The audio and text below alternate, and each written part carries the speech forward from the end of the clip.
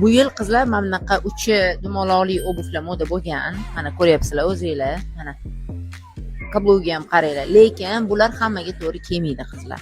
Yana bitta narsa, mana bunaqa tagi traktorniy podoshvali obuvlar bor. Bu qulay, to'g'ri, lekin bular ham hozir urfda emas. Hozir sizlarga nimalar urfdaligini ko'rsatib o'taman. Umuman modadan qolmaydigan kablokli obuvlardan mana bu botinkalar yoki bo'yi past qizlarimiz uchun aynan mana bunaqa oldida shofi bor obuvlar ham bo'yni uzunroq ko'rsatadi. Mana bu obuvlar ham qizlar modadan qolmaydi. Chelsea yoni rezinkali, kablokki ham udobniy juda ham. Uchida ham mana uchini urib tashlamaysizlar. Mana bunaqa joyiga qarang, qanaqa udobniy qilingan. Trendda bo'lish yaxshi ko'radigan, moda bo'lgan narsalarni kiyish yaxshi ko'radigan qizlarimiz uchun mana bunaqa obuvlar hozir modada.